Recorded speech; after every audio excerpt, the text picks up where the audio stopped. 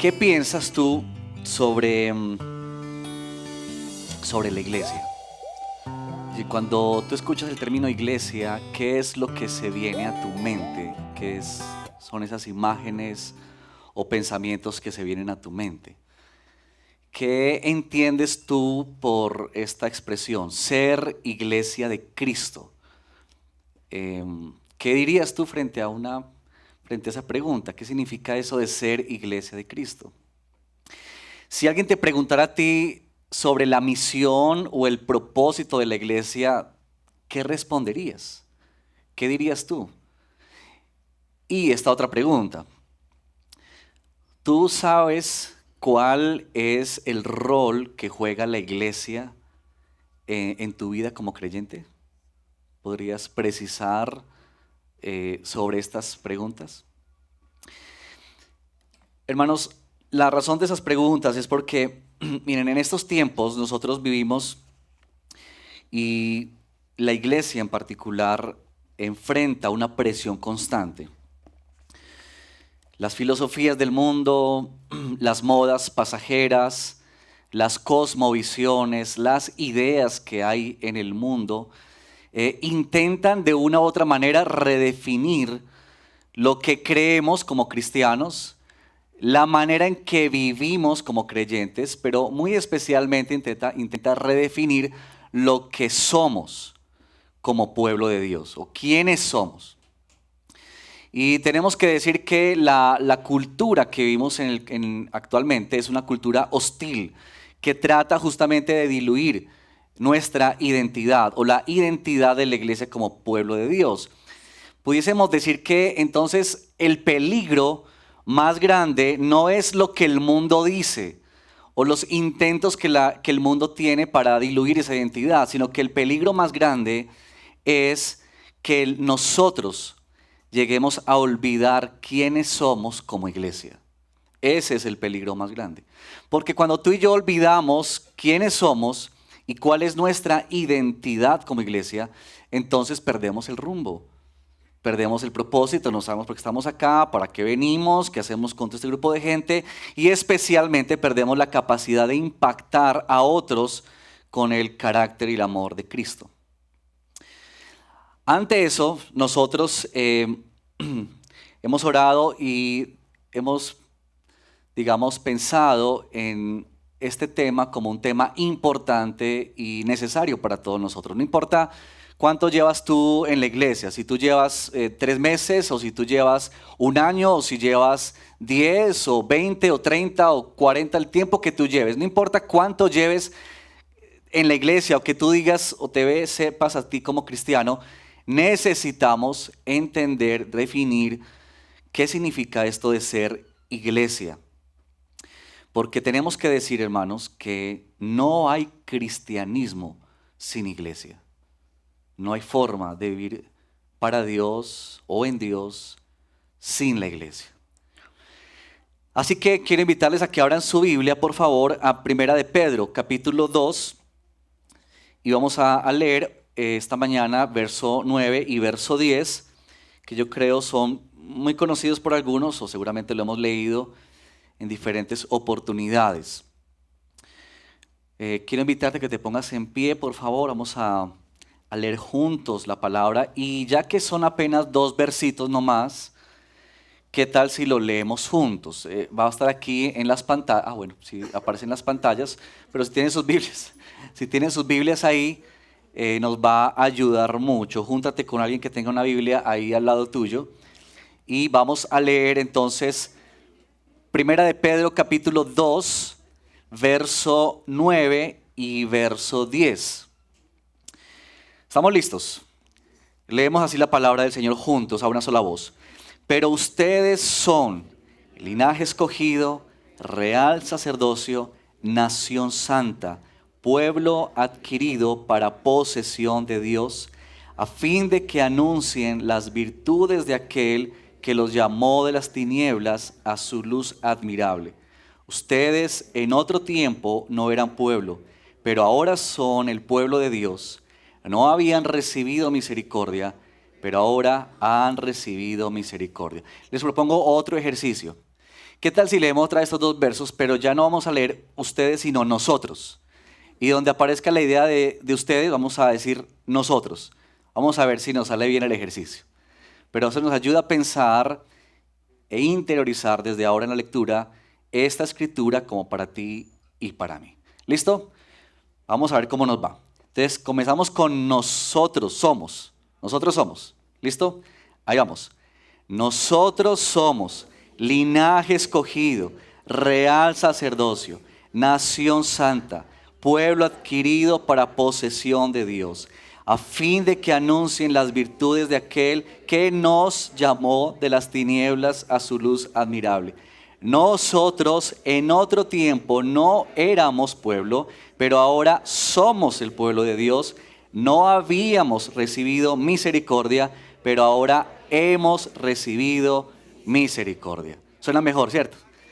Oremos. Padre, gracias por tu palabra, Señor, esta mañana para nosotros. Especialmente, Señor, el reconocer las tensiones y las presiones que vivimos como iglesia en medio de un mundo que es hostil, que es cruel, que quiere borrar y siempre ha intentado borrar lo que tú haces.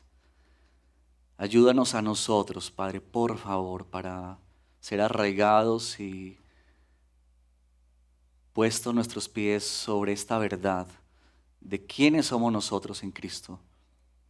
Que a veces, Señor, se nos pierde entre los afanes de la vida, entre los anhelos de la vida, entre los deseos que tenemos cada uno. Quizás se desdibuja, se confunde, se refunde, Señor. ¿Quiénes somos nosotros? ¿Por qué estamos aquí? ¿Para qué tú nos has llamado? Así que pedimos que esta palabra, Señor, hoy nos ayude, así como ayudó y fue importante para los creyentes de aquella época, afirmar, Señor, nuestra fe en esta identidad que tú nos das. Te damos gracias, Padre, en el nombre de Jesús. Amén. Y amén. ¿Pueden tomar asiento, por favor?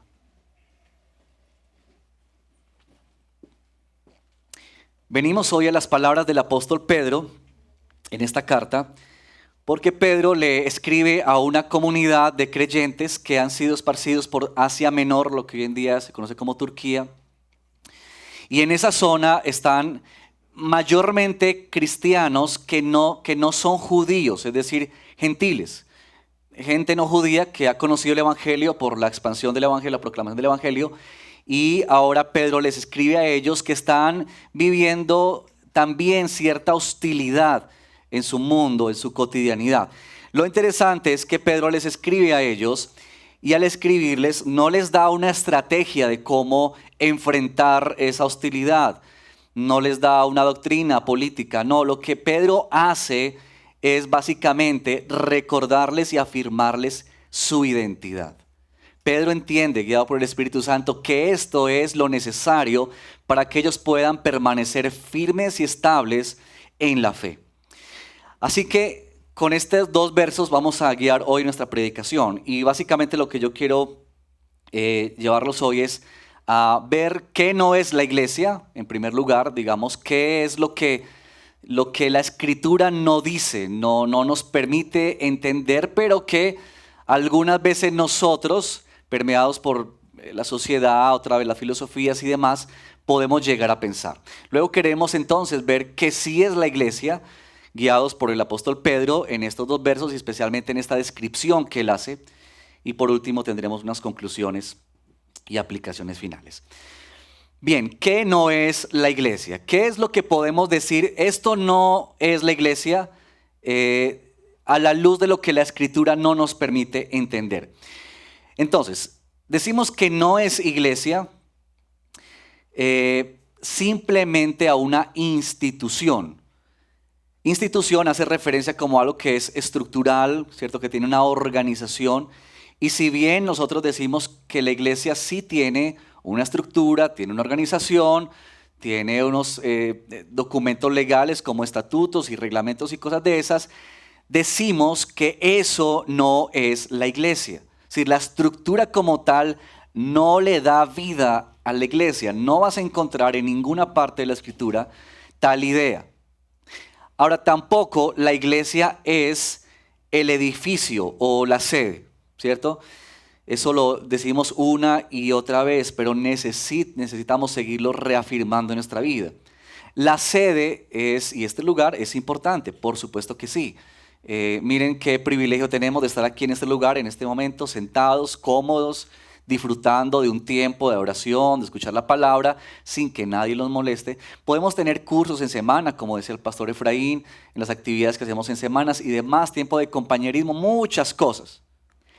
Pero la Escritura no nos da a pensar de qué lugar es la iglesia.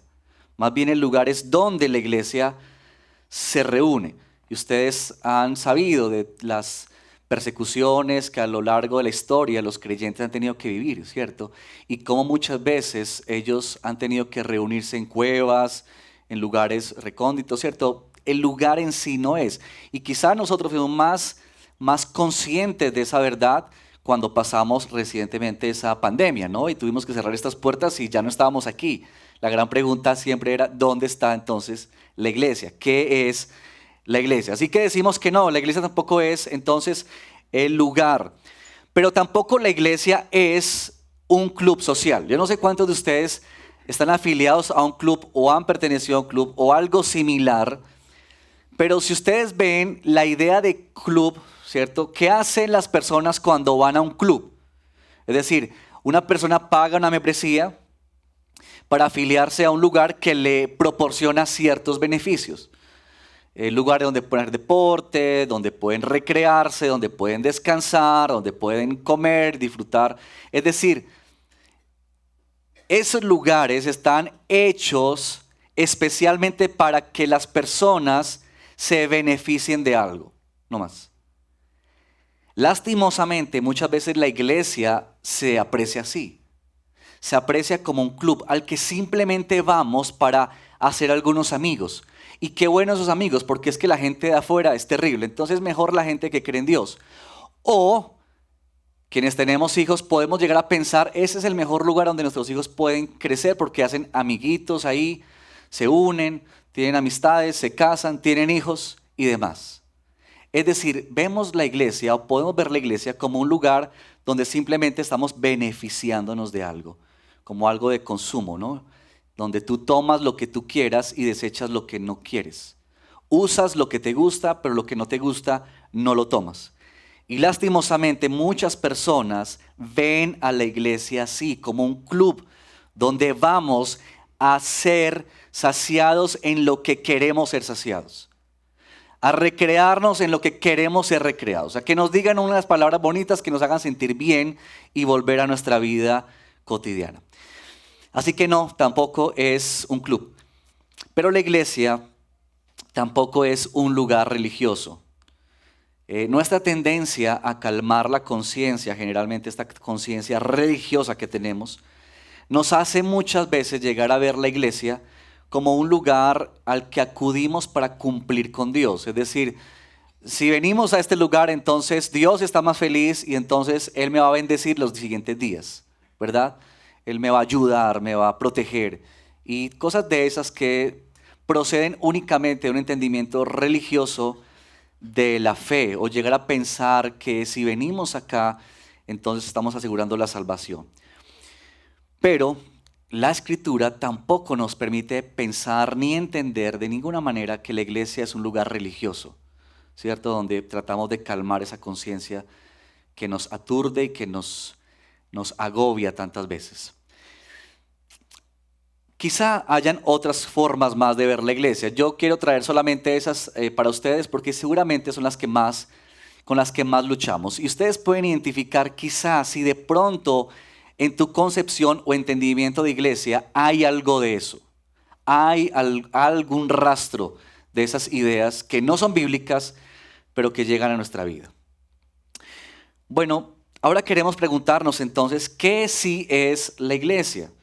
Si esto no es la iglesia, entonces, ¿qué sí es la iglesia? Y aquí es entonces donde entramos a nuestro pasaje, donde el apóstol Pedro nos guía. Y noten ustedes que Pedro está diciendo que la iglesia, en primer lugar, es del Señor, Él la ha creado. ¿Se acuerdan ustedes cuando cuando Jesús estuvo con Pedro y los discípulos y que él les preguntó, ¿qué piensa la gente que soy yo? ¿Quién soy yo? En esa oportunidad, Pedro al final le dice, tú eres el Cristo, el Hijo del Dios viviente. Y Jesús le dice, Pedro, tú eres Pedro, y sobre esta roca, le dice Jesús, yo edificaré mi iglesia. ¿Quién edifica la iglesia? Jesús. Él es el que la construye. Ahora, no es que ahí comenzó, y este sermón nos va a ayudar a pensar y a entender mejor desde la Escritura cómo es el plan de Dios para su iglesia, no desde ese momento, sino aún desde antes. Entonces, miren por favor conmigo y vamos a desglosar estos versos para entenderlos mejor. Pedro comienza diciendo, ustedes son linaje escogido. Pedro va a hacer algo que aquí es muy interesante, y es que Pedro va a tomar imágenes del Antiguo Testamento para aplicárselas a la iglesia. Y eso es muy importante, mis queridos, y muy significativo en nuestra comprensión de quiénes somos. A veces hay la idea de que la iglesia es como un plan e Israel es otro plan. Y ustedes van a ver en la Escritura, y espero que este verso nos ayude a entender eso, que no son dos planes diferentes. No es que a Dios se le frustró el plan de Israel y entonces tuvo que inventarse algo más para seguir adelante. No, este es el plan que Dios ha establecido desde antes. Linaje escogido. Pedro está tomando aquí palabras de Isaías 43:20, cuando Dios dijo a Israel, tú eres mi pueblo escogido. Y también en esa referencia Dios ha dicho que Él se ha hecho un pueblo para sí mismo. Él ha creado un pueblo para Él. Y Pedro está aplicando esas definiciones para Israel, se las está trayendo a la iglesia, a nosotros hoy. Ustedes recuerdan y sabrán que cómo se hacía uno judío en el Antiguo Testamento. Digamos, la razón o la forma para hacerse judío era nacer, ¿cierto? En ese pueblo, es decir, ser descendiente de Abraham. Eso es decir, ahí había un pueblo constituido en razón a un grupo étnico, ¿cierto? A una descendencia en particular de una persona que pertenecían a ese grupo. Ahora, lo que Pedro está diciendo al aplicar esa misma idea ahora a nosotros la iglesia es que nosotros somos parte ahora de ese linaje escogido, pero noten lo siguiente. ¿Somos nosotros descendientes de Abraham? No somos descendientes de Abraham. Entonces lo que Pedro está diciendo es que ahora Dios nos ha traído a ser parte de este pueblo, parte de este linaje, aun siendo nosotros de diferentes lugares, de diferentes etnias. Y justamente lo que Pedro quiere afirmar en la mente de estos hermanos que no son judíos, cristianos, y también en nuestra vida. Noten ustedes lo interesante de esta verdad. Porque, digamos, lo que hace que el Evangelio cada vez luzca más precioso en la progresión de la Escritura es justamente que se empieza a dar cumplimiento a las palabras que Dios le dijo a Abraham. En ti serán benditas todas las naciones de la tierra. Sí, Dios escogió a Israel para él, pero Dios ya estaba diciéndole a Abraham, hay otros, no solamente de aquí, de este grupo étnico, sino hay otros también que llegarán un día a ser mi pueblo. Y lo glorioso de eso es que aquí estamos nosotros. Es decir, personas, hombres y mujeres de diferente trasfondo, de diferentes lugares, ¿cierto? Donde hemos nacido, con diferentes pensamientos, ideas, intereses, y Dios nos ha unido a nosotros para ser iglesia. Es decir, que quienes están a nuestro alrededor, que son tan distintos a nosotros, han llegado a ser también parte con nosotros de la iglesia. Eso solamente lo puede hacer el Evangelio. Miren ustedes, por ejemplo, que hay muchos grupos en nuestro mundo, en la sociedad, que se reúnen por intereses particulares. Por ejemplo, ¿han visto ustedes a la gente que le gusta, por ejemplo, las motos, ¿cierto? ¿Y han visto ustedes esos grupos que se juntan y entonces se reúnen todos en torno a un interés, ¿cierto? Común. Entonces ahí están, hacen salidas y viajes y toman fotos y demás. Pero ¿qué es lo que los une? las motos. Pero si a ustedes les gusta el fútbol, por ejemplo, ustedes ven que aquí en nuestro país, que le encanta este deporte, cada vez que hay un partido que reúne ese juego, gente, ¿cierto?, con un interés en particular. En otras palabras, lo que los une a ellos es justamente ese interés. Es eso, grupos homogéneos.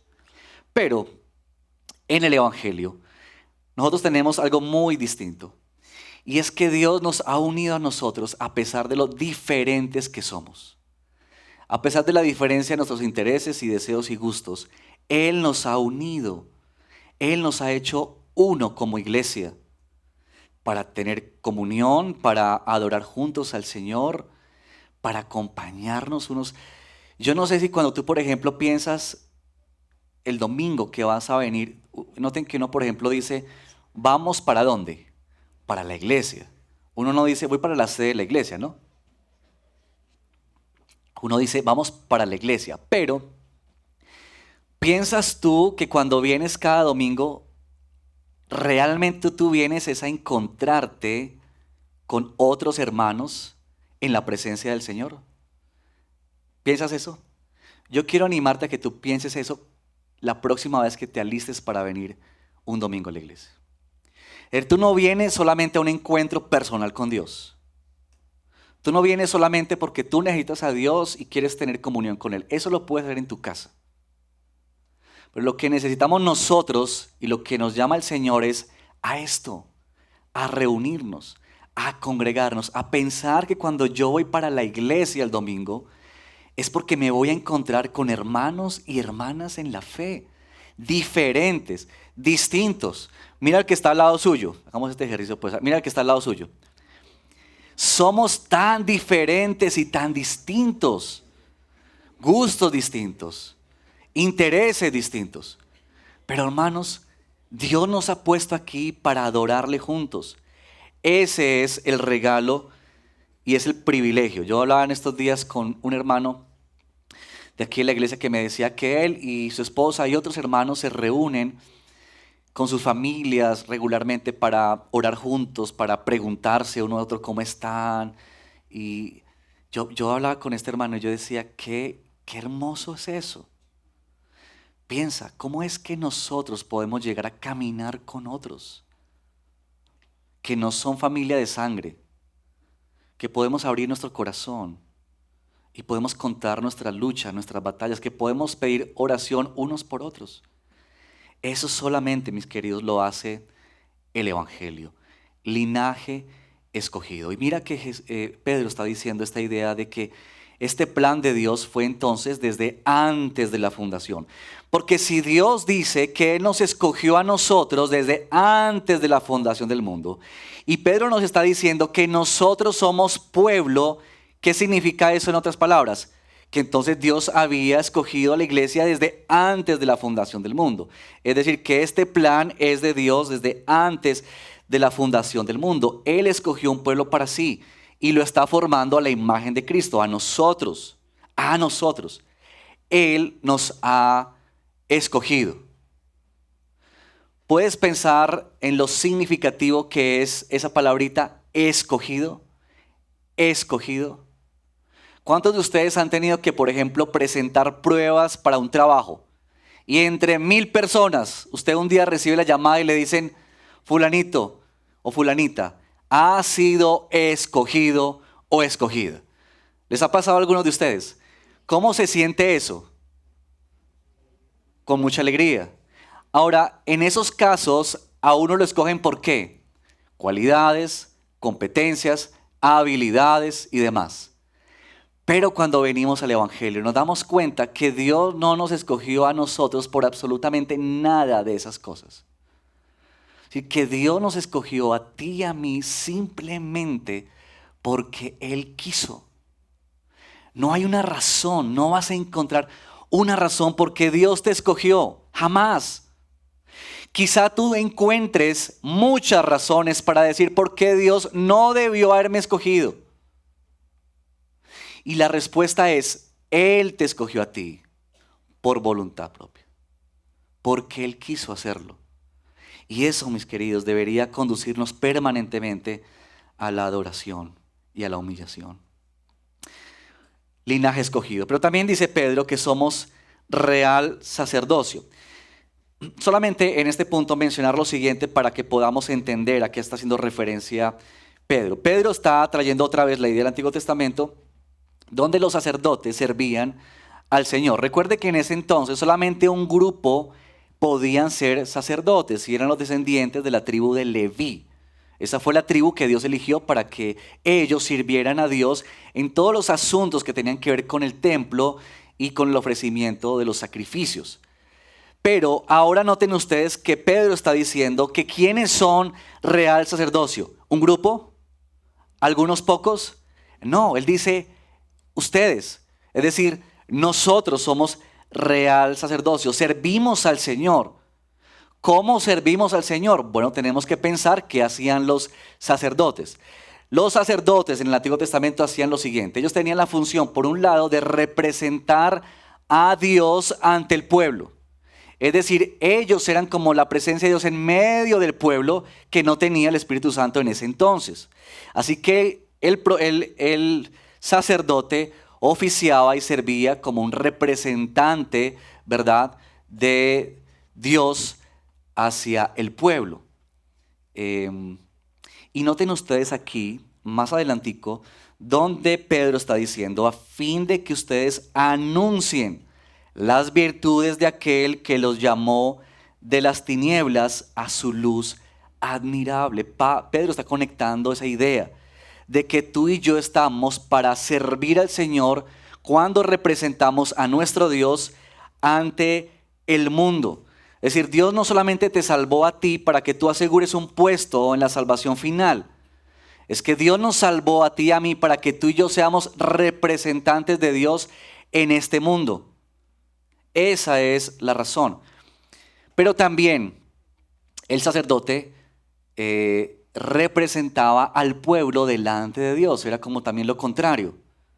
Y ustedes recordarán que en ese ejercicio particular de esa labor, lo que hacía el sacerdote era orar o digamos presentarse ante Dios para clamar por el pueblo.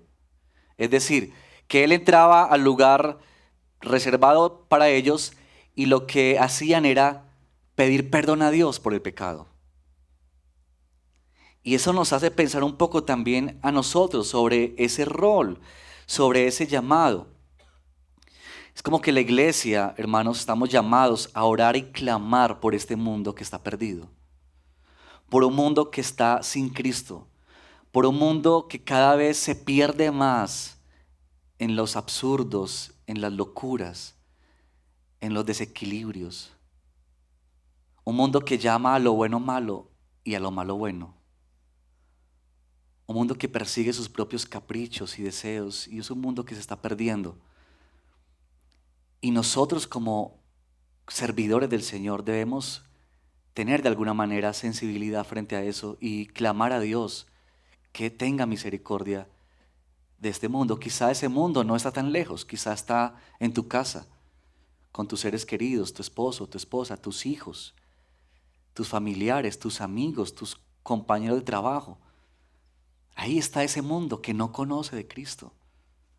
Y hemos de preguntarnos hasta qué punto nosotros somos tan insensibles muchas veces que no nos interesa esa verdad que están viviendo.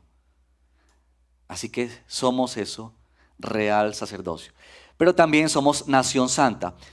Pedro, aquí una vez más toma textos del Antiguo Testamento y nos es necesario mirarlos. En Éxodo capítulo 19, versos 6 y 7, Pedro dice, ustedes serán para mí un reino de sacerdotes y una nación santa. Y en Deuteronomio 7:6 dice, porque tú eres pueblo santo para el Señor tu Dios. El Señor tu Dios te ha escogido para ser pueblo suyo de entre todos los pueblos que están sobre la superficie de la tierra. Noten por favor, lo que está haciendo Pedro es otra vez insistiendo sobre la misma idea. Lo que era exclusividad de Israel, lo que era solamente propiedad de ellos, ahora Pedro está diciendo, es propiedad también de la iglesia, de nosotros, pertenece también a nosotros. Ahora somos nación santa. Dios estableció su iglesia, su pueblo apartado, separado del mundo. En Israel, la idea era que Israel era como un pueblo que estaba aparte, tan aparte de las demás naciones, que eso generó siempre en el contexto de Israel mucha rabia de sus enemigos, porque ellos decían que Israel se creía una nación como diferente, ¿no? Y es que así lo era, no era para menos. Pero la idea se transmite hacia nosotros también. La idea de que tú y yo somos pueblo santo. Tú y yo muchas veces queremos proclamar la obra de Cristo, pero no estamos reflejando el carácter de Cristo. Y cuando eso ocurre, el mundo no nos va a creer. Me parece tan interesante un episodio en el libro de los Hechos, capítulo 4, que dice que las personas se maravillaban cuando veían a Pedro y a Juan. Y la razón por la que ellos se maravillaban al ver a Pedro y a Juan es porque ellos decían o reconocían que habían estado con Jesús. Piensa en eso. ¿Qué habría en Pedro y Juan que las personas cuando los veían o los escuchaban hablar, ellos podían decir, sin duda estos dos estuvieron con Jesús? Hay una canción de nuestro amigo Santiago Benavides que me gusta mucho y en una de sus frases dice, que es como una oración, dice, danos sabor a evangelio, sabor de pan verdadero. Hermanos, el mundo necesita observar y ver una iglesia que sabe a Jesús, que huele a Jesús, que se acercan a nosotros y ven algo que es diferente. Lo que Pedro está diciendo aquí es que nosotros somos de otra ciudadanía, no somos de este reino, y que tú y yo deberíamos reflejar ese carácter de nuestro Dios. Que tú y yo deberíamos, o que debería notarse que tú y yo estamos con Jesús. Que cuando tus compañeros de trabajo o amigos o demás te vean, hablen contigo, ellos puedan decir, esta persona habla diferente, piensa diferente, actúa diferente. Porque si eso no está sucediendo, si quizá ellos nos ven a nosotros y lo único que ven es lo mismo, entonces tú y yo hemos perdido o olvidado quiénes somos como iglesia. Que tú y yo somos la iglesia que está difundida en este mundo, en esta sociedad, para mostrar a este mundo que somos diferentes. Y yo quisiera preguntarte, ¿podrían las personas que están alrededor tuyo ver a Jesús, oler a Jesús, percibir a Jesús en tu vida? ¿Podrían ver en ti algo distinto? Hermanos, las cifras y los números nunca han impresionado a Dios. Si ustedes miran la Biblia, Dios nunca ha sido de multitudes ni de masas. Dios siempre ha sido de grupos pequeños y remanentes. A Dios nunca le ha impresionado los números. Y cuando pensamos en la iglesia, por supuesto, uno quiere ver las sillas todas llenas y uno quiere ver mucha gente llegando al evangelio. Pero, hermanos, lo que más ama el Señor y lo que más quiere el Señor no es una iglesia llena de personas simplemente. Dios quiere una iglesia de personas que están siendo transformadas por el evangelio y que están viviendo diferente afuera en el mundo y que así están reflejando la gloria y el carácter de nuestro Señor. Es lo mejor que puede ocurrir. La mejor manera de reflejar la gloria de Dios es revelando el carácter de nuestro Cristo, de nuestro Señor. Es la mejor manera. Miren por favor conmigo ahí un poquito atrás en 1 de Pedro capítulo 1 verso 14. Miren lo que dice. Como hijos obedientes, no se conformen a los deseos que antes tenían en su ignorancia, sino que como aquel que los llamó es santo, así también sean ustedes santos en toda su manera de vivir. Porque escrito está, sean santos porque yo soy santo. Hermanos, Cristo dio su vida por una iglesia que refleje su santidad. Y la iglesia, recuerda, somos tú y yo, afuera en el mundo. Eso es la iglesia. Pero también Pedro añade aquí en este verso 9 que somos pueblo adquirido por Dios. Dos aspectos aquí frente a esta frasecita, que cada frase es tan profunda y uno podría ir más sobre cada una de ellas. Pero miren, pueblo adquirido para posesión de Dios. Esto de adquirirse o de ser adquiridos, otra vez, viene de una imagen en el Antiguo Testamento que tiene que ver con la esclavitud.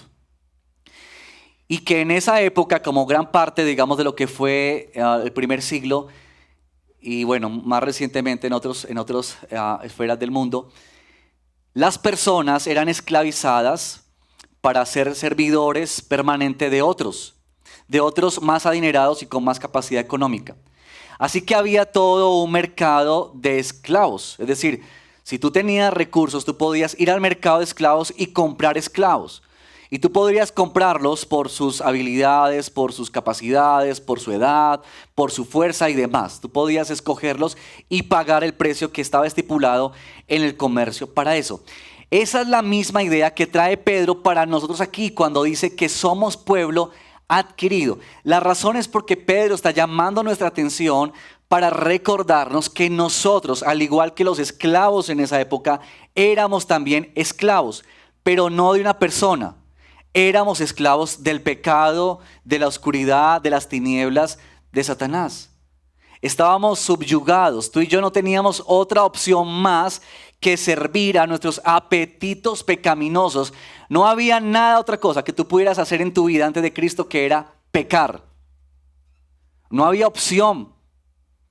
Quien está sin Cristo no tiene otra opción más que vivir para sus propios deleites y caprichos y deseos.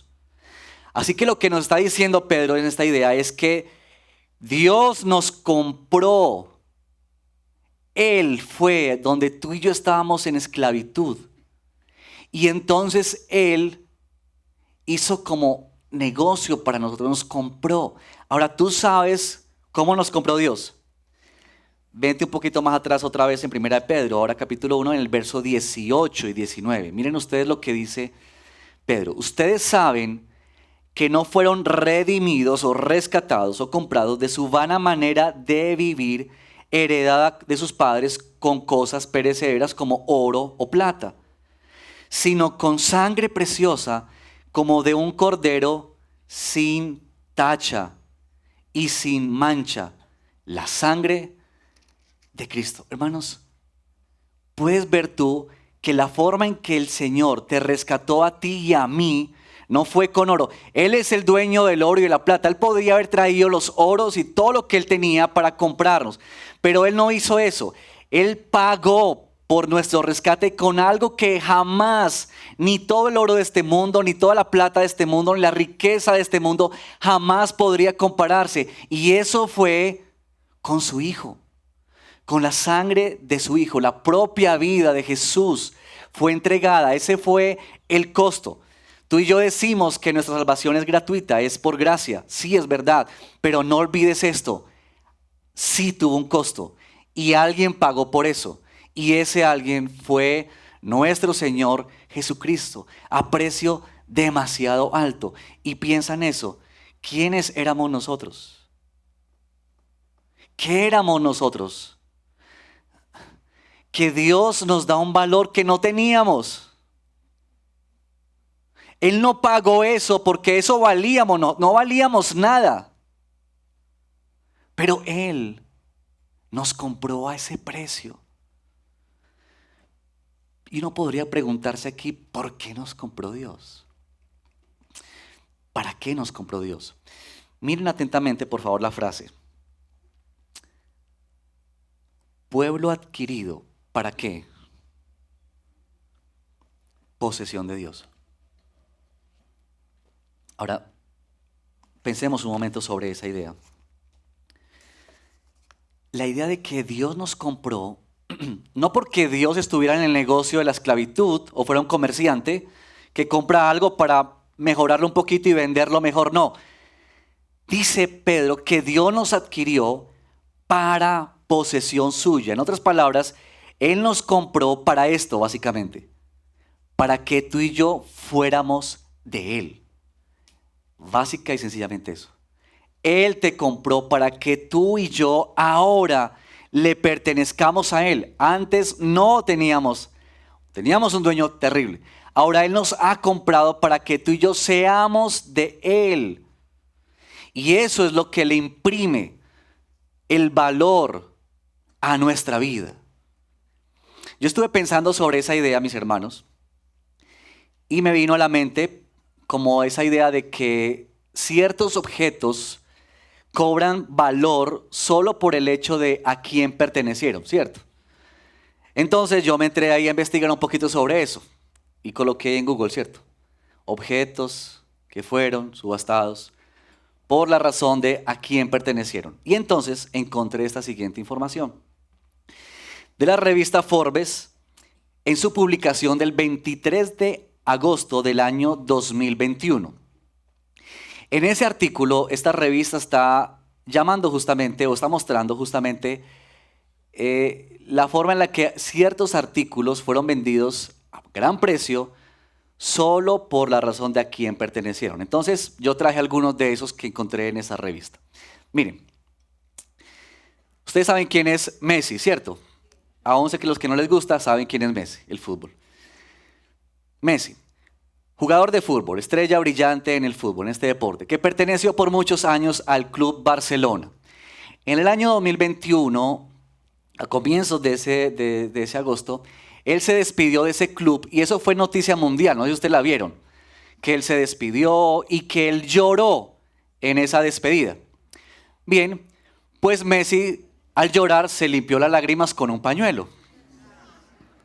Y entonces resulta que alguien tomó ese pañuelo, lo guardó y lo subastó. Dice Forbes que por cerca de $1 millón. Pero también dice esa misma revista que Lady Gaga, ¿saben quién es esa cantante? Espero que no escuchen la música, pero por lo menos que sepan quién es, ¿cierto? Pero esa cantante, dice esta revista, que en uno de sus conciertos en Dublín perdió una uña postiza.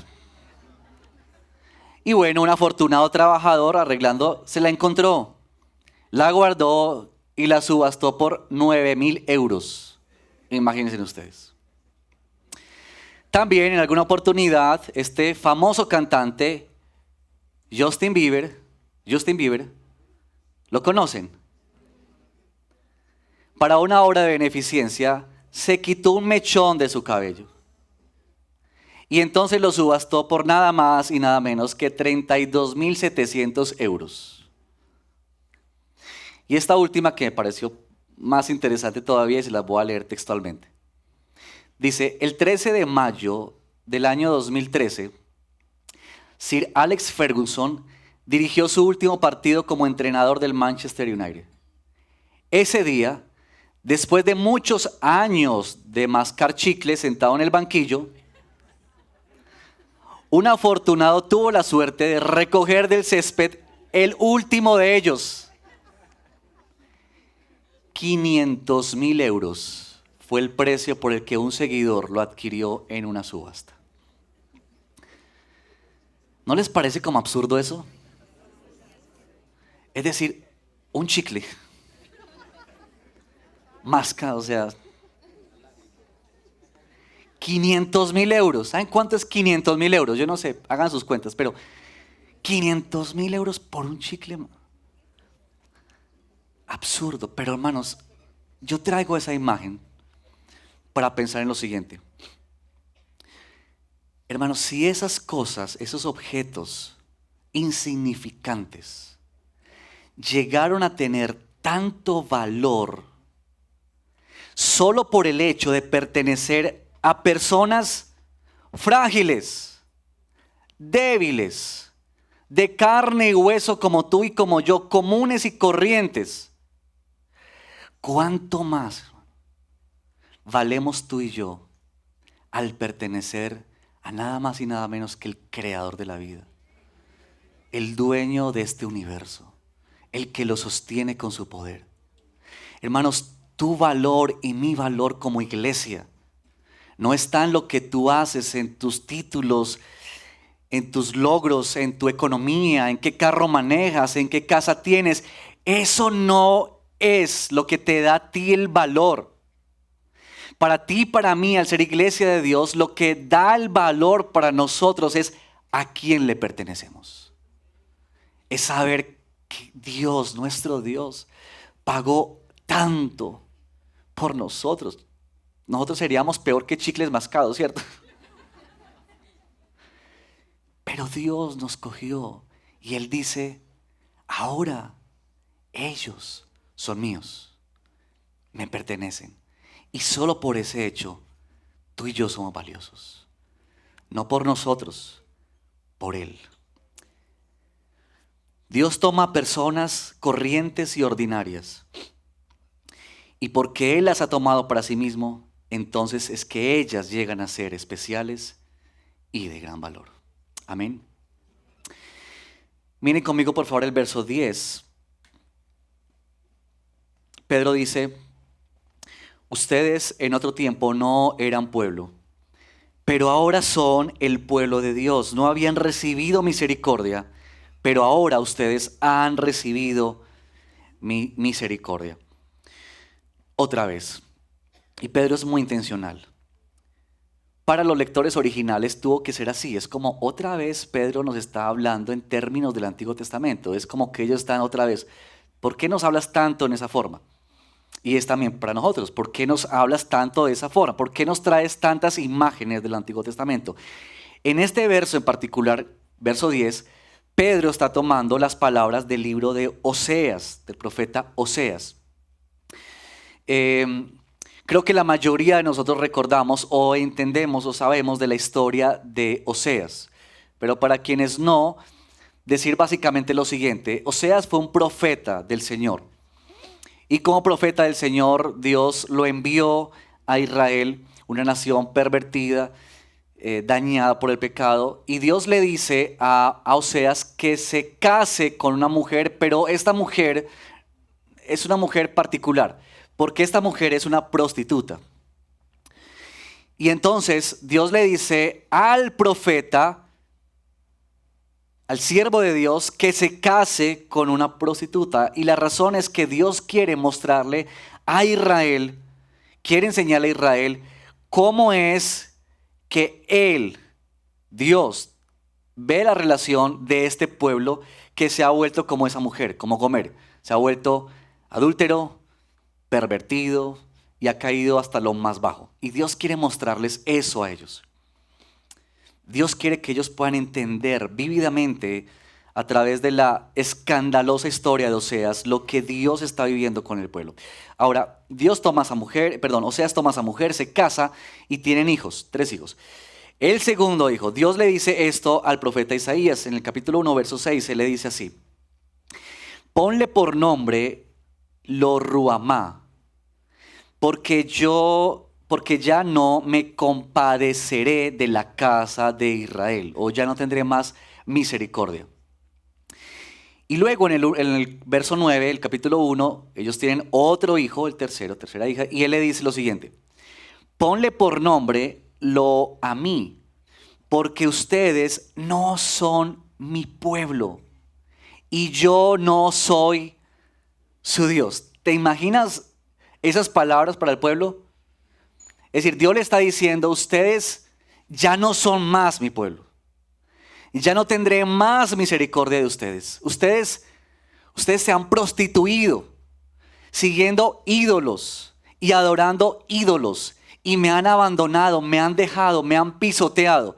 Entonces Dios, como un esposo herido, Él les dice a ellos, ya no tienen más parte conmigo. No son más mi pueblo. Y yo no soy más su Dios y no tendré más compasión de ustedes. Pero leemos en el capítulo 2 y los versos que hemos leído en el tiempo de oración esta mañana, esta tarde ya, que Dios le dice lo siguiente a través del profeta otra vez. Pero ahí en el capítulo 2 de Oseas, dice, por ejemplo, dice Dios, yo la volveré a seducir. ¿Recuerdan? La llevará al desierto. Y Dios comienza a mostrar cómo es que Él va a volver por su novia. De hecho, Dios le dice a Oseas que vuelva a casarse con Gomer, porque Gomer, después de que tiene sus hijos, se vuelve a ir con sus amantes. Después de que Oseas le ha mostrado tanto amor, ella vuelve y se va. Pero Dios le dice a Oseas, vuelve a buscarla y vuelve a desposarte con ella. Y eso lo está diciendo Dios por lo siguiente. Porque Dios le está diciendo al pueblo que aunque este es un pueblo perverso, aunque este es un pueblo que ha infringido la palabra, que se han pervertido, yendo tras otros ídolos, que han adulterado, que se han comportado peor que esa prostituta, Dios vuelve a traer una vez más el compromiso de su pacto de amor por esta nación. Y entonces, bellamente, en el capítulo 2, verso 23, Dios le dice así: la sembraré para mí en la tierra y tendré compasión de la que no recibió compasión. Y diré al que no era mi pueblo, tú eres mi pueblo. Y él dirá, tú eres mi Dios. ¿Saben que en esa historia de Oseas, cuando Dios le dice eso al profeta, lo que Dios está mostrándole al profeta es la restauración de un pueblo que no era solamente el pueblo de Israel de ese entonces, sino que miraba mucho más hacia el futuro. Y era este pueblo al que se le llama hoy iglesia. Es decir, Dios está diciendo, yo haré este pueblo para mí una vez más y serán míos y yo seré para ellos su Dios. Eso es lo que Pedro está diciéndonos. Cuando Pedro dice, ahora ustedes han recibido misericordia, es justamente eso. Hermanos, no piensan, quizá cuando pensamos o miramos estas palabras, que acaso no es que solo por la misericordia de Dios podemos estar hoy aquí. Es que si miramos nuestra vida, hermanos, y atendemos a lo que tú y yo vivimos y hacemos, tenemos que concluir al final, no es por nosotros. Es solo por la misericordia de Dios. Es solo que Él nos sostiene. Si fuera por nosotros, estaríamos perdidos. Pero Él está diciendo, ustedes son ahora pueblo y ustedes ahora han recibido misericordia. Ahora son de este pueblo. Y déjame decir esto último antes de ir a unas conclusiones finales. En la Escritura se dice que Jesús llegó a representar a Israel como el Hijo verdadero de Dios. Si bien no hay una expresión literal que diga eso, sí hay muchas alusiones en los evangelios y en el Nuevo Testamento que muestran a Jesús representando a Israel. Dios había dicho a Israel, tú eres mi hijo, hablando de Jacob.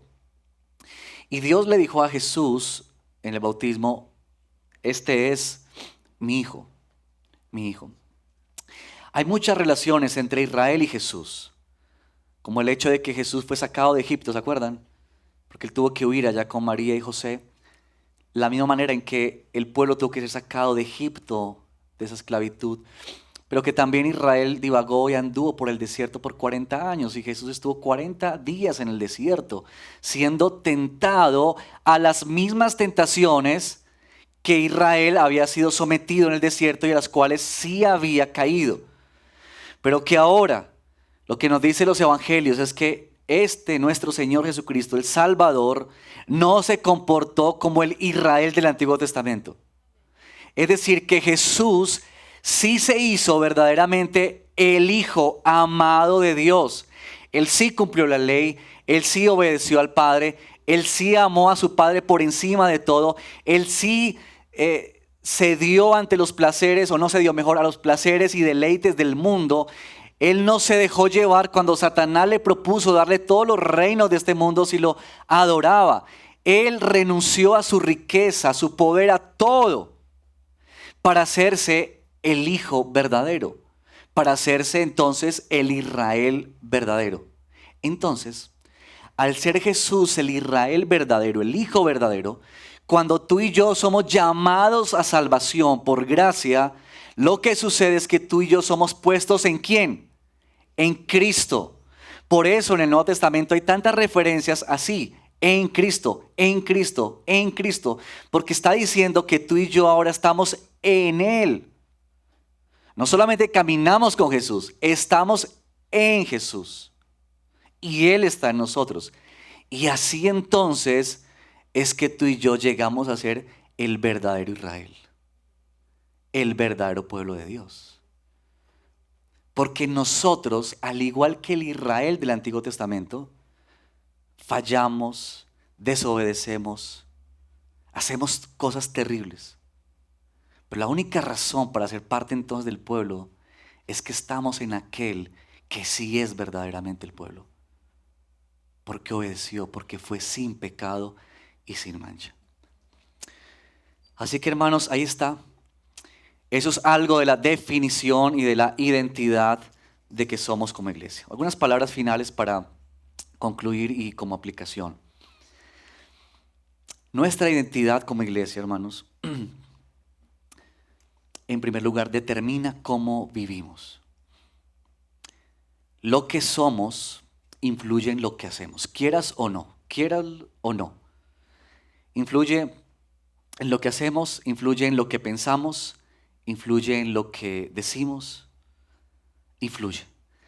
Así que hermanos, a la luz de este texto, y si tú eres un hijo de Dios, una hija de Dios, vive de acuerdo con la identidad que tienes como pueblo de Dios. Si tú dices que tú eres un creyente, entonces dos cosas. Tú perteneces a la iglesia y en segundo lugar eres llamado a vivir conforme a esa identidad de esa iglesia. Así que vive, que tus palabras, que tus acciones, que tus decisiones reflejen el carácter santo de este Dios que te ha llamado. Pero también nuestra identidad como iglesia protege nuestra fe en medio del caos. Porque es verdad, este mundo es un caos. Hay valores terribles, estilos de vida terribles, contrarios a la palabra de Dios. El mundo celebra, se recrea con las cosas terribles que este mundo hace. Pero saber con certeza quiénes somos en Cristo nos ayuda a mantenernos fiel al Señor hasta el final. A permanecer en aquel que nos ha comprado y que dice, tú eres mío, tú eres mía. Y por último, nuestra identidad como iglesia nos permite experimentar a la iglesia en su dimensión mayor. Mira, yo quiero hacerte este llamado en nombre del equipo pastoral y ministerial de nuestra iglesia. Hermanos, la tendencia permanente o la tensión permanente en tu vida va a ser a vivir la iglesia como lo que no es. Como un club, como un lugar religioso, como un lugar físico, como una institución. Y lo que la palabra del Señor nos dice es que tú y yo necesitamos regresar a la base de nuestra identidad. Es decir, que tú y yo necesitamos con urgencia vernos como lo que somos. Pueblo de Dios. El pueblo que camina hacia una ciudad celestial. El pueblo que sabe que este lugar no es su destino final. Que este lugar es transitorio. Que nos dirigimos a una patria mejor. Nos dirigimos a la misma presencia de nuestro Dios. Yo quiero animarte, mis queridos, que tú puedas unirte a la iglesia como lo que es el pueblo de Dios. Únete, por favor. Por favor. No veas a la iglesia como apenas un lugar al que tú vas un domingo para calmar tu conciencia, para sentirte un poco mejor, para sentir que ya hiciste el chulo en el día y ya estás tranquilo en la noche. Piensa en la iglesia. Y yo oro y oramos al Señor, hermanos, que ustedes y nosotros juntos, hoy y las próximas semanas, mientras estudiamos y profundizamos más sobre qué es ser iglesia, podamos vivir mejor la iglesia, porque no se trata apenas de asuntos teóricos. Queremos experimentar eso en nuestra propia vida. Así que Dios nos bendiga y nos ayude a poder experimentar esa verdad en cada uno de nosotros.